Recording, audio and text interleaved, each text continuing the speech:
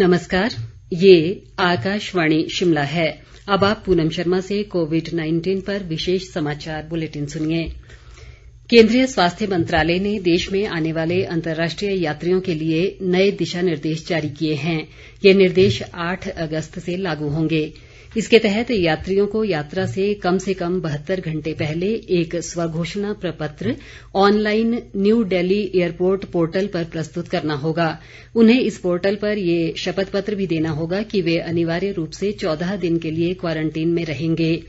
इसमें से 7 दिन के इंस्टीट्यूशनल क्वारंटीन का उन्हें भुगतान करना होगा। 7 दिन तक वे घर पर आइसोलेशन में रहेंगे। गर्भवती महिलाओं, गंभीर बीमारी और परिवार में मृत्यु की स्थिति में घर पर 14 दिन तक क्वारंटीन की अनुमति होगी।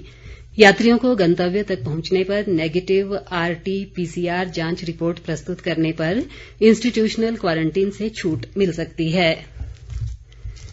केंद्र सरकार ने सभी राज्यों और केंद्र शासित प्रदेशों को पत्र लिखकर कहा है कि अस्पताल में भर्ती कोरोना रोगियों को स्मार्टफोन और टैबलेट अपने साथ रखने की अनुमति दी जानी चाहिए ताकि वे वीडियो कॉन्फ्रेंसिंग के जरिए अपने परिवार और दोस्तों से बातचीत कर सकें।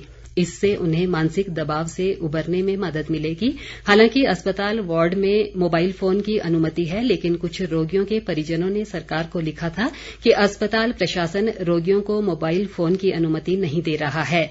इसके बाद स्वास्थ्य सेवाओं के महानिदेशक डॉक्टर राजीव गर्ग ने राज्य सरकारों और केंद्र शासित प्रदेशों के स्वास्थ्य और चिकित्सा शिक्षा के प्रधान सचिवों को ये पत्र लिखा। उन्होंने इस बात पर जोर दिया कि प्रशासनिक और चिकित्सा टीमों की जिम्मेदारी है कि वे कोविड-19 वार्ड और ICU में भर्ती रोगियों की मनोवैज्ञानिक आवश्यकताओं पर ध्यान दें। प्रदेश में लोगों ने बढ़ चढ़कर और उदारतापूर्वक कोविड फंड में योगदान दिया है। 15 जुलाई तक के आंकड़ों के अनुसार राज्य आपदा प्रतिक्रिया कोष में 81 करोड़ रुपए से अधिक की राशि प्राप्त हुई है। इनमें से लगभग 18.5 करोड़ रुपए विभिन्न जिलों और विभागों को जारी किए गए हैं। एक सरकारी प्रवक्ता के अनुसार कोविड फंड के बेहतर प्रबंधन के लिए पूरी पारदर्शिता अपनाई जा रही है। 6,463 लोगों ने ऑनलाइन जबकि 3,945 लोगों ने ऑफलाइन माध्यम से अंशदान किया है। इनमें उद्योगपति, व्यापारी, संगठन, पंचायत, महिला मंडल, आम लोग और विद्यार्थी भी शामिल हैं। प्रदेश में कोरोना संक्रमित मामलों में लगातार बढ़ोतरी जारी है और अब इन संक्रमितों की संख्या 2,710 तक पहुंच गई है, जबकि 1,105 संक्रमित मरीज विभिन्न अस्पतालों में उपचाराधीन हैं। 1,573 मरीज उपचार के बाद स्वस्थ होकर घर लौट चुके हैं। स्वास्थ्य विभाग के अनुसार अब तक 1,50,186 लोगों के कोरोना टेस्ट किए जा चुके हैं, जिनमें से 1,46,514 लोगों की कोविड टेस्ट रिपोर्ट नेगेटिव पाई गई है।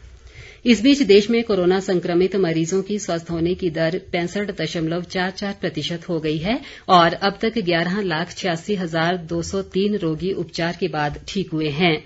कोरोना पॉजिटिव लोगों की संख्या कुल 18,03,696 हो गई है। मौजूदा समय में देश भर में 5,79,357 कोरोना पॉजिटिव विभिन्न अस्पतालों में उपचाराधीन हैं। भारतीय चिकित्सा अनुसंधान परिषद ICMR के अनुसार पिछले 24 घंटों में देश में विभिन्न प्रयोगशालाओं द्वारा कोरोना वायरस के नमूनों के कुल 3,81,027 परीक्षण किए गए। अब तक 2,02,02,858 परीक्षण किए जा चुके हैं।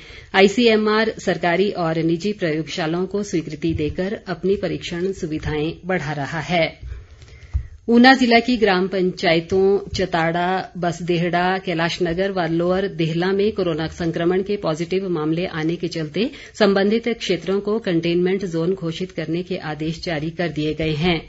इस संबंध में उपायुक्त ऊना संदीप कुमार ने बताया कि कोरोना संक्रमण के प्रसार को रोकने के लिए ये आदेश जारी किए गए हैं। उन्होंने बताया कि कंटेनमेंट जोन घोषित किए गए इन क्षेत्रों में अब तुरंत प्रभाव से आगामी आदेशों तक कर्फ्यू में ढील नहीं दी जाएगी। इसी के साथ ये समाचार बुलेटिन समाप्त हुआ। हमारा अगला बुलेटिन आप सुन सकते हैं शाम 6 बजे। नमस्कार।